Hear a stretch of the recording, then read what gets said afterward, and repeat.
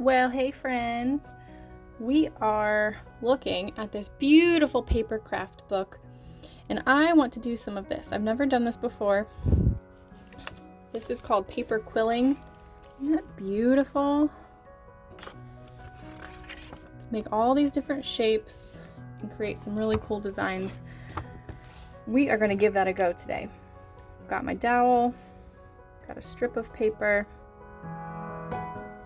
And we are just going to try something new together. Let's see what we can come up with. Let's do it. All right, I am really excited for this project, you guys. This one might take a little more time than usual, but we are going to do some basic paper quilling. And paper quilling is a beautiful art that involves basically just very thin strips of paper. I've cut this paper. Let's see how thick it is. This paper is not even a centimeter, a little over half a centimeter. I have strips that I've cut into about 10 inches long. And I'm taking, you can use a dowel, you could use the tip of a pencil, could use the back end of a paintbrush, whatever you've got. I'm going to twist these thin strips of paper on my dowel.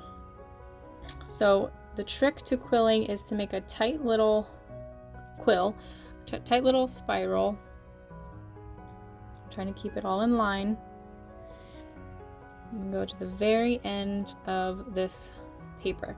Now this strip, like I said, is 10 inches.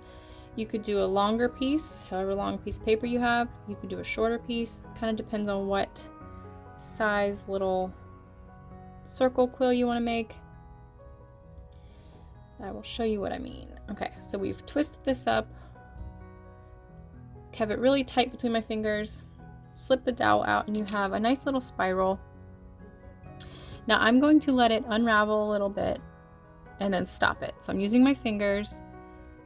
I think that's about a good size. So I just loosened my grip a little bit to let it expand. And I'm taking tacky glue. Tacky glue dries faster than Elmer's glue. I'm going to take a paintbrush, do a little dab of tacky glue to keep that spiral where I've decided I wanted it to be. Now I'm using a paintbrush. This is a great way to ruin a good paintbrush. So if you're going to use a good one, make sure you have one that you don't mind basically ruining forever, because once you use it with glue, there's kind of not really going back from that. So I have one spiral. I've already made several, but I'm going to make one more with you guys. And I'm going to show you a couple different techniques with this one.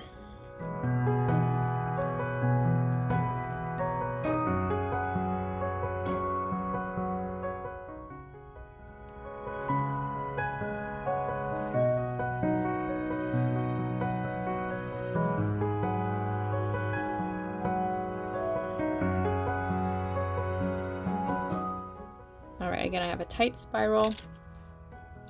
I'm going to let it go a little bit, and that would be about the size of the other one that I made.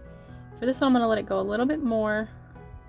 Oops. To make a slightly bigger spiral. Okay, and then I'm going to glue it there. So you can let them uncurl, keep them really tight and small, whatever kind of shape and size that you need for the project that you're doing.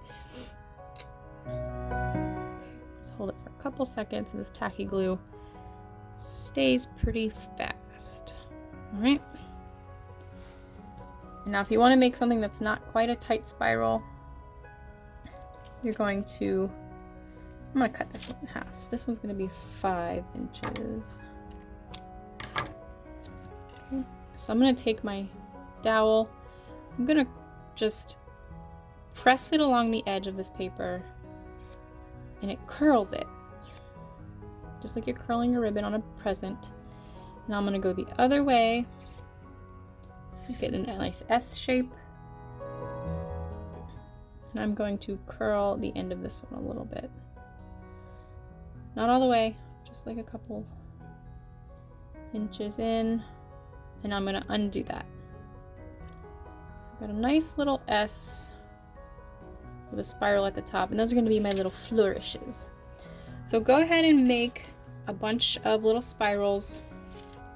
I've used a bunch of fall colors because I want to make a fall picture.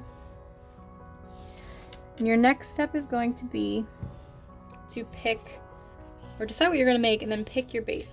You could do a hand-drawn base if you wanted to make the leaves of a tree,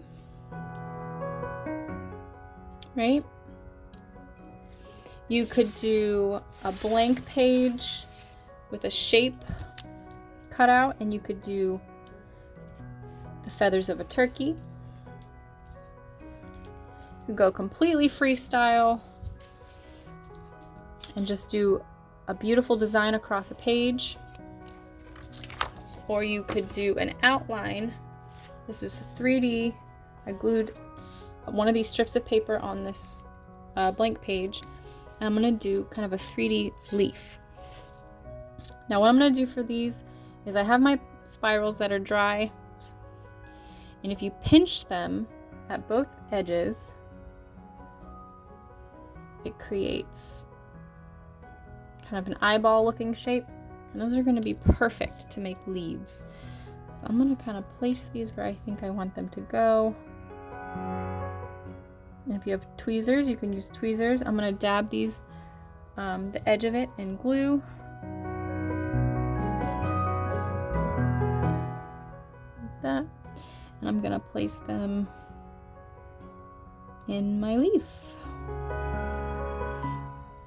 And the trick to this is you're going to want to fill your shape. If you're doing a turkey, a tree, freestyle, if you're doing a leaf with me, you want to just make sure that you are filling your shape.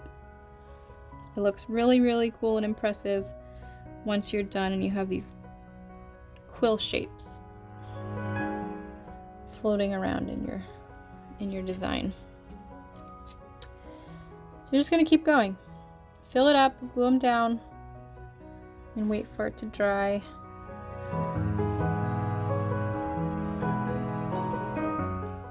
And maybe you could make this a cover of a greeting card for somebody. Beautiful picture just for fall. Whatever you want to do with it.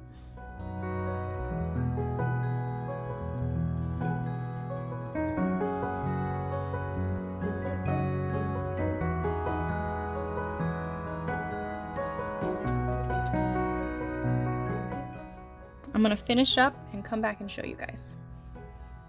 All right, guys. This is the first time I've ever done this craft, so I hope you were brave and tried it with me. I ended up using about 30 pieces of paper, 30 strips of 1 centimeter wide paper. So 30 of these that were 10 inches long to fill in my leaf.